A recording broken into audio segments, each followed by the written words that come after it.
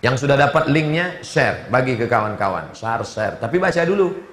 Ini banyak orang ini share. Udah kau baca? Enggak, aku dapat pahalanya aja jadilah.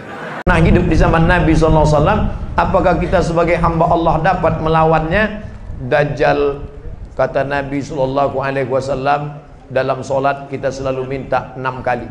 Dalam solat 5 kali. Allahumma inni a'udzubika min azabi jahannam, wa min azabil qabri, wa min fitnatil mahya wal mamat, wa min syarri fitnatil masihid. Kenapa ada Al-Masih di belakangnya? Al-Masih Isa, Al-Masih Dajjal. Karena bentuknya sama macam Al-Masih Isa, tapi dia Dajjal yang palsu. Ini HP Samsung, iya. Ini yang palsu, Samsung Dajjal. Ini kamera Sony, iya. Ini Sony yang palsu, Sony Dajjal namanya. Jadi Dajjal itu artinya palsu. Al-Masih asli, Al-Masih Isa. Allahumma inni a'udzubika min azabi jahannam wa min azabil qabri wa min fitnatil mahya wal mamat wa min syarri fitnatil masihid Dajjal. Nabi menengok rambutnya basah keriting, turun air macam pas macam Isa. Ketika nanti dia tunjuk langit, ya sama imtiri, hai langit turun hujan, ya ardi umbuti, hai tanah tumbuh tanaman. Ada orang mati ditunjuknya, ya mayat qum, hai mayat qum, tegak, bangun engkau. Mayat itu pun tegak berdiri, persis macam Nabi Isa. Tapi bedanya apa? Benar kata dia, batil kata dia, benar. Siapa yang selamat waktu itu? Cara menyelamatkan diri dari Dajjal adalah pertama, membaca surat Al-Kahfi malam Jumat. Baca Kahfi malam Jumat. Yang kedua, hafal pangkal Al-Kahfi 10 ayat, ujung Al-Kahfi. Lalu kemudian sebelum salam, Allahumma inni a'udzubika min adzabi jahannam wa min adzabil qabri wa min fitnatil mahya wal mamat wa min syarri fitnatil masihid dajjal. Sekarang Pak Ustadz, Dajjal itu sudah keluar atau belum? Cucu cicitnya sudah mulai keluar. Dajjal yang golongan A2A, 3A, 4C sudah keluar. Tapi yang asli yang 4E itu belum lagi. Dan kita minta andai dia keluar, kita selamat dari fitnah Dajjal insyaallah. Amin. Apakah boleh kita makmum ke orang yang tak semazhab dengan kita? Contohnya imamnya Hanafi, kita Syafi'i. Karena Ustadz di masjid kami bilang tidak sah solatnya. Tolong tunjukkan rujukannya Pak Ustadz.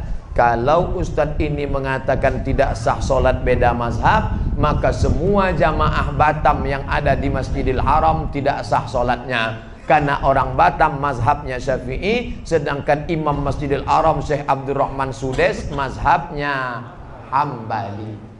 Saya tinggal di Maroko 2 tahun. Maroko itu mazhabnya Maliki. Berarti sholat saya 2 tahun itu mesti saya gantilah. Maka buka buku 37 masalah populer dalam masalah mazhab, sholat beda mazhab, maka sholatnya sah. Imam Syafi'i bermakmum kepada mazhab Hanafi ketika beliau berada di Irak. Kampung Imam Hanafi namanya Kufah. Imam Hanafi meninggal tahun 150 di Kufah. Imam Syafi'i selama di Kufah bermakmum kepada mazhab Hanafi. Saya tak fanatik terhadap mazhab. Idza qanatal imamu faqanata. Kalau saya sholat subuh di masjid, mazhab saya Hambali, imamnya mazhab Syafi'i, imamnya berkunut. Bagaimana sikap saya, Syekh? Kata Syekh Ibnu Utsaimin di Saudi Arabia, kalau imammu berkunut, angkat tangan kau ucapkan amin. Allahumma hdina fi man hadait, amin. Wa'afina fi man afait, amin. Wa tawallana fi man tawallait, amin. Wa barik lana fi ma a'tait, amin. Wa qina bi rahmatika syarra ma qadait, amin. Sisanya tak diaminkan, karena sisanya itu bukan doa tapi sana. Fa innaka taqdi wa la yuqda alaik. Kayak yang hafal ikut. Fa innaka taqdi wa la yuqda alaik wa innahu la yadhillu man walait wa la yu'izzu man adait. Tabarakta rabbana wa ta'ala. Falakal hamdu ala ma qadait. Nastaghfiruka wa natubu ilaik. Wa sallallahu ala sayyidina Muhammadin nabiyil ummi wa ala alihi washabbihi wa baraka wa sallam. Yang tak hafal gerakkan aja.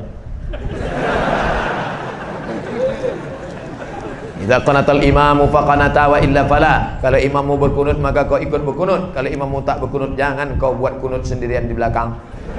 Selama ini saya makan haram biarpun sikit. Setelah mendengar ceramah Ustadz, saya mau berubah, nggak akan makan haram lagi. Mantap.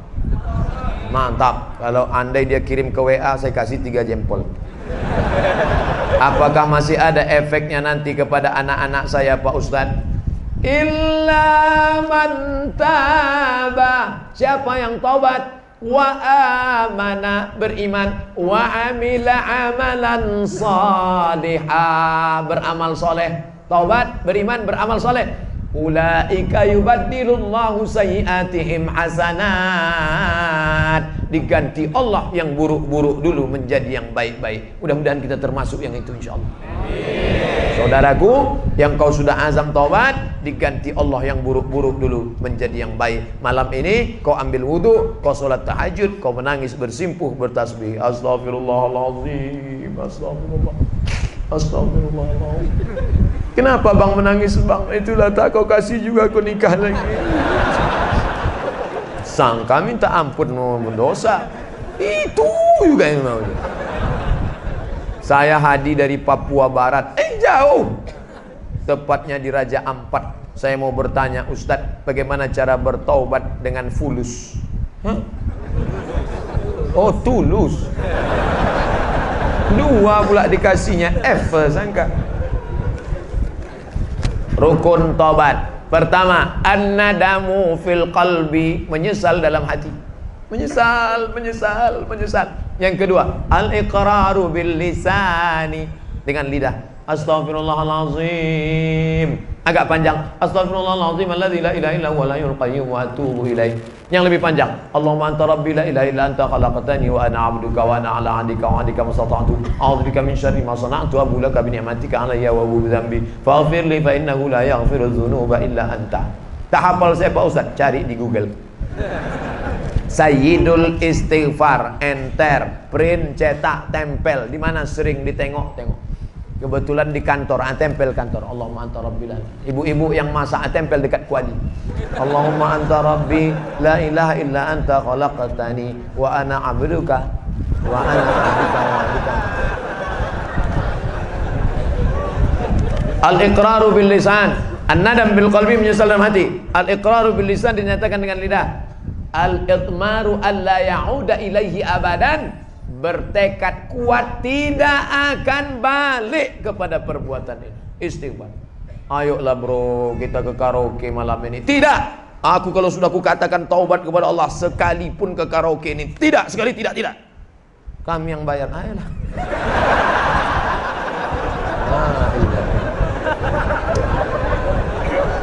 Ketika sudah tobat, banyak sekali godaannya Pak Ustadz. Semua orang mengaji. Tengoklah artis-artis, ketika dulu dia masih begitu begini begono, santai hidupnya. Begitu dia tobat, matilah suaminya, tertangkaplah, di penjara. Itu ujian. Innallaha idza ahabba qauman ibtalahum. Kalau Allah cinta kepada seseorang, maka diujinya iman itu. Dulu saya sebelum ngaji ini tak ada susah, nyantai aja. Begitu saya ikut pengajian Pak Ustadz, la ilaha illallah, pas balik helm hilang. Sabar saudaraku, karena ujian itu hanya akan menghapuskan dosa-dosamu di masa yang lalu. La yusibul mu'min min nasabin wala wasabin wala saqamin wala syaukin yastakuha. Sakit, gundah gulana, kehilangan, sampai duri yang menusuk tapak kakimu. Allah menghapuskan segala dosa-dosamu di masa yang lalu. Mana ada dosa saya? Mana dosa saya? Ketika kau mengaku tak berdosa, saat itu kau sedang berdosa. Bagaimana cara kami yang muda untuk saling mengingatkan untuk taubat dengan tantangan zaman masa kini? Antum tak perlu ceramahi saudara antum. Antum cukup ajak dia pengajian. Dia tak mau diajak pengajian Pak Ustaz. Dulu ngaji mesti di masjid. Sekarang kata Kunto Wijoyo, santri tanpa pesantren. Kok bisa? Di kamar, berapa banyak jamaah yang saya jumpa di tepi jalan. Saya nongkrong di tepi jalan. Saya kalau nongkrong di tepi jalan, saya tak begini, peci saya buka, pakai baju kemeja, tangan saya gulung. Banyak orang sangka ini macam mirip Ustaz Somad. Terus sedang makan, tiba-tiba datang anak muda, pakai celananya cuma sampai lutut. Ini hilang, tak kemana hilangnya. Hilang. Yang atas ini panjang, diikatnya sampai sini. Pakai anting. Pas saya sedang makan, ditengoknya saya lama. Saya udah curiga ini intel nampaknya. Ditengoknya lama. Udah lama-lama mendekat, dia disalaminya saya. Ustadz, saya sering nengok video Ustadz.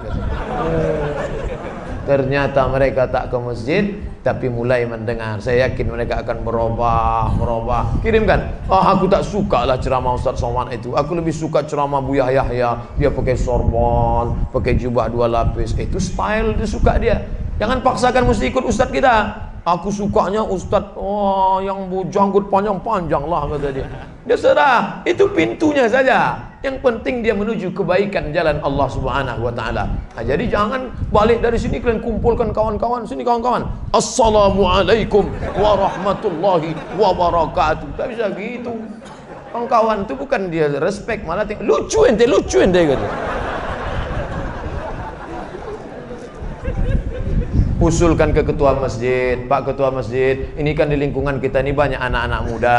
Sementara jadi lidahnya lidah ketua masjid yang dipakai. Dekati Pak RW, dekati Pak RT. Pak RW, Pak RT, gimana kalau subuh Ahad nanti kita buat pengajian, anak muda kita undang ustadznya? Boleh kata Pak RW, kata Pak RT. Aku pun anakku ni pusing, aku nengok dia tak pernah salat subuh. Nah, acaranya apa kita buat? Pelatihan mandi jenazah, Pak. Oh, jangan. Latihan mandi jenazah mahal itu modalnya, kata Pak RW. Kita nanti beli bonekanya lagi. Berapa harga boneka untuk mandi? Tenang aja Pak RW, tak usah pakai boneka. Anak Pak RW itu kita mandikan. Apa boleh seorang suami menikah lagi tanpa sepengetahuan istri pertama? Poligami diam-diam. Apa hukumnya dalam Islam dan bagaimana pandangan Islam? Dua saya jelaskan. Pertama pandangan negara, yang kedua pandangan agama. Menurut pandangan agama Islam, sah nikah kalau cukup rukun dan syarat. Ada mahar, ada ijab, ada qabul, ada wali, ada 2 orang saksi. Aku nikahkan engkau dengan anakku dengan mahar seperangkat alat salat dan sebentuk cincin emas tunai. Sah. Tak ada syarat izin istri pertama menurut hukum fikih. Tapi menurut hukum Republik Indonesia tidak sah nikah kecuali izin istri pertama. Maka siapa yang mau poligami, mintalah istri membuat surat pernyataan ditandatangani matre 6.000. Saya yang bertanda tangan di bawah ini, dengan ini tidak ada keterpaksaan bahwa saya ridho dan setuju bahwa suami saya menikah sekali lagi. Setelah itu dibawalah kertas tadi ke pengadilan. Nanti pengadilan akan memanggil istri, memanggil suami. Lalu ditanyanya, hai ibu istri pertama, ya benarkah ini surat tanda tangan ibu? Betul Pak Hakim.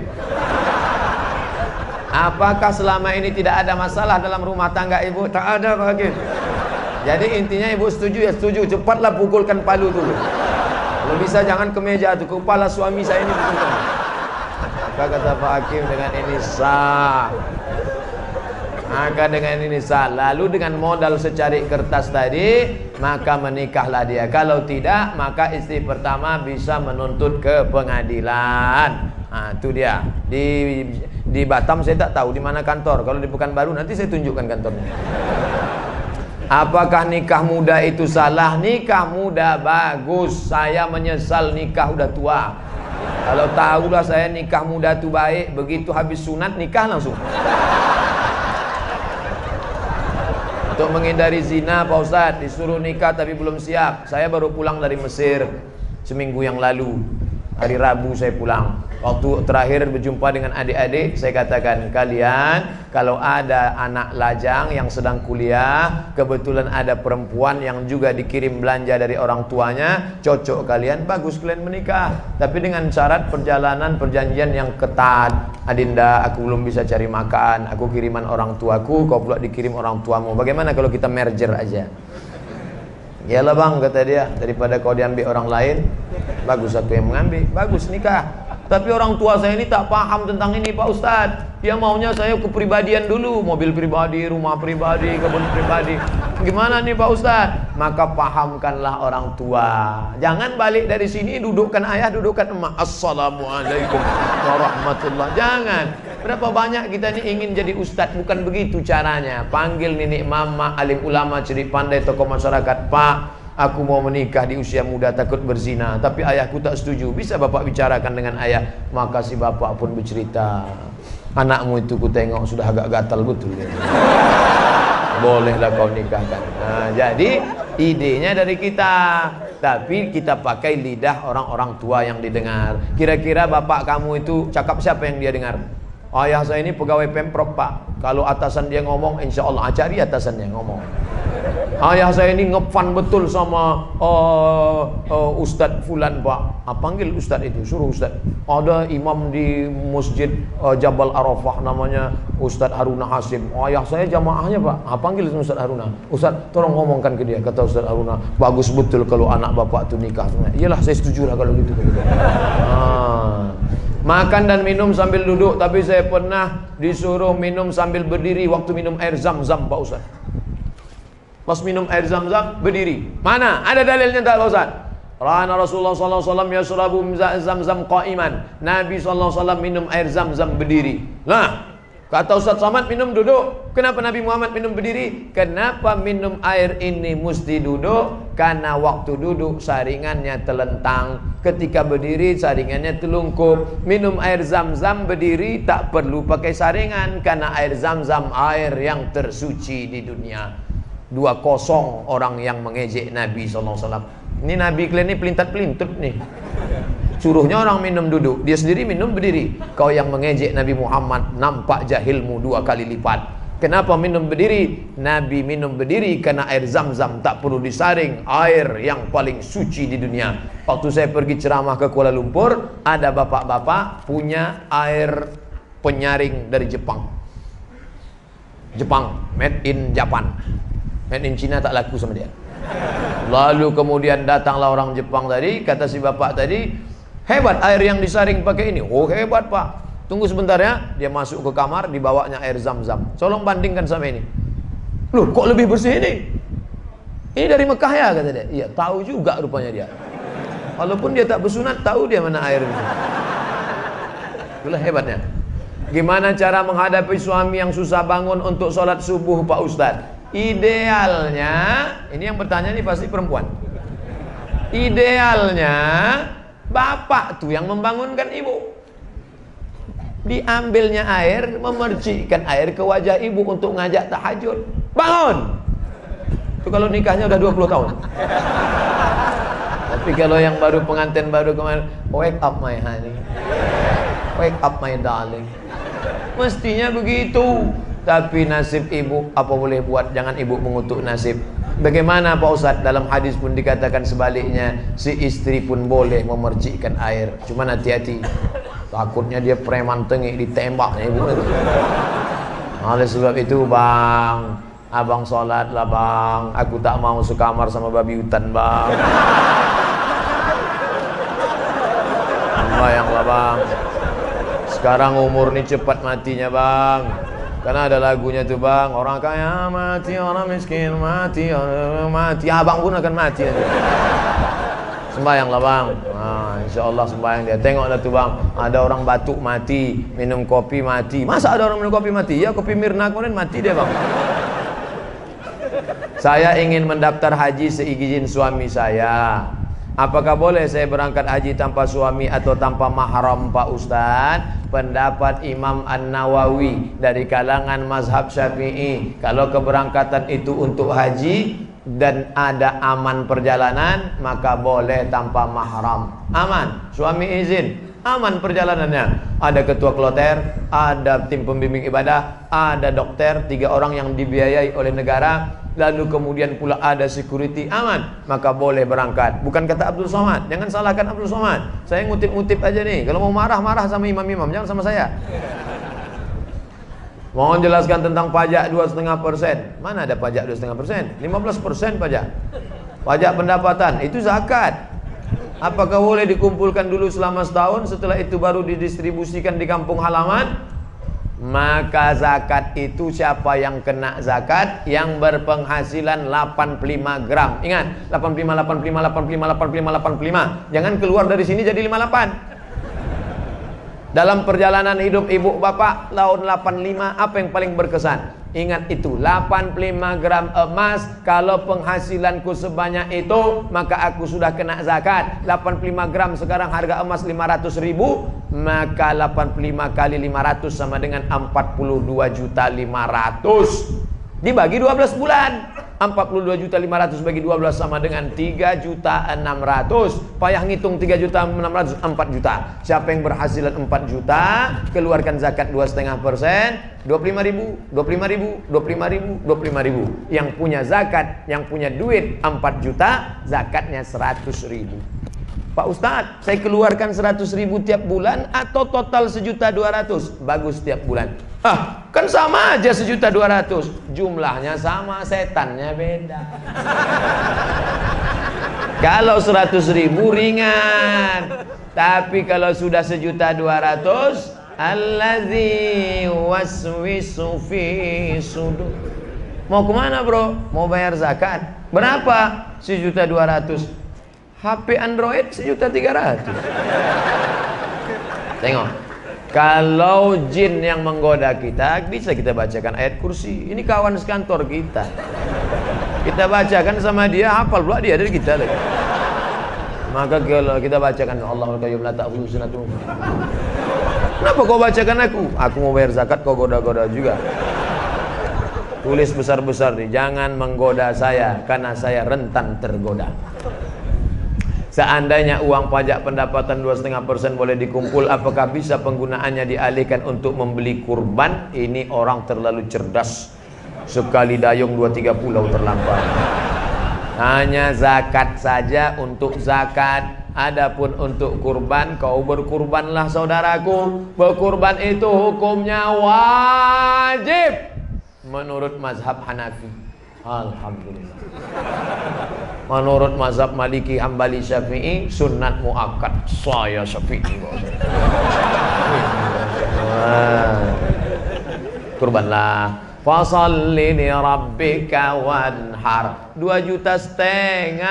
Ingat, duit yang kau simpan tak mau keluar akan keluar juga dengan caranya sendiri. Meletuplah ban, datanglah sakit. Saya bukan nakut-nakuti. Peganglah, silakan, akan keluar dengan caranya sendiri. Ingat, tengok, waspada. Saya ingin mengakikahkan anak saya, tapi saya belum diakikahkan. Mana yang lebih utama? Mengakikahkan anak saya? Karena biaya tak cukup Pak Ustadz. Akikah saya itu tanggung jawab ayah saya. Akikah anak saya itu tanggung jawab saya.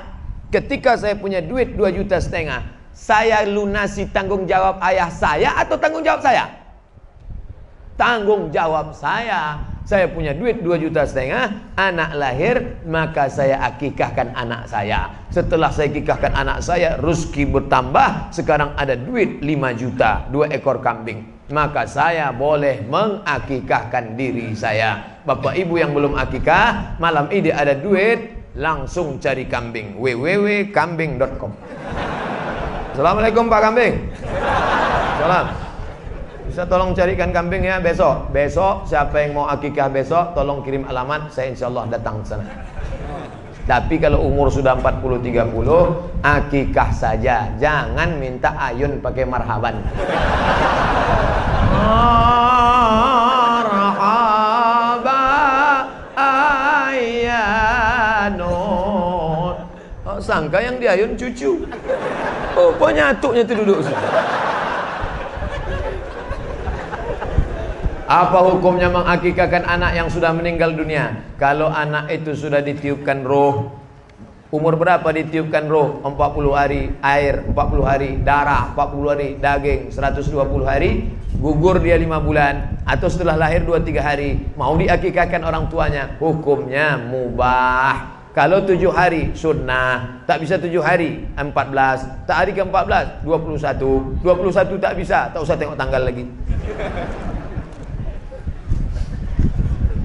Uwais Al-Qarni, dalam hidup kumpul berjamaah pasti banyak perbedaan pendapat. Bagaimana menyikapi orang yang suka menjudge orang lain sebagai ahli bid'ah? Tolong berikan penjelasannya. Kalau bisa berikan rujukan dalilnya.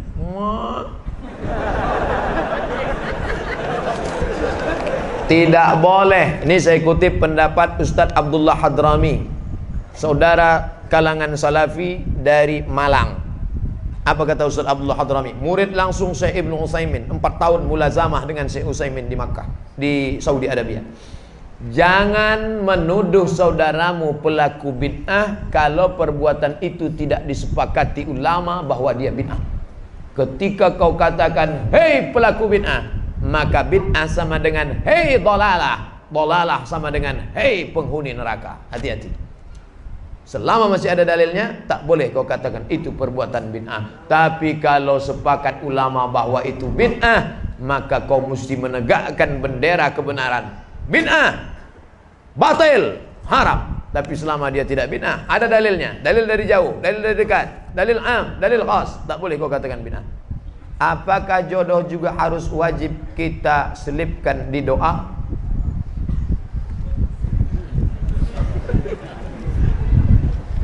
Minta rezeki kepada Allah. Allahumma rzuqna rizqan halalan thayyiba. Istri itu rezeki atau tak rezeki? Rezeki, duit rezeki, kebun rezeki, rezeki, istri rezeki. Makanya kita diajarkan doa, Rabbana hablana min azwajina, berikan kepada kami istri, wa zurriyatina, anak-anak, qurrata a'yun, yang sejuk dipandang mata. Keluar kita dari rumah panas, begitu menengok dia sejuk mata kita menengok. Masya Allah. Sedang lelah di kantor ditekan atasan, di jalan kena razia pula. Begitu sampai di rumah, datang dia membawakan sejuk rasa abang. Iya bang, baru hidupkan nasi gitu. Maka mintakanlah. Boleh saya sebut namanya Pak Ustadz? Boleh, tapi jangan kuat-kuat. Ya Allah, berikanlah aku istri yang salihah. Yang sudah dapat linknya, share, bagi ke kawan-kawan. Share. Tapi baca dulu. Ini banyak orang ini share. Udah kau baca? Enggak, aku dapat pahalanya aja jadilah.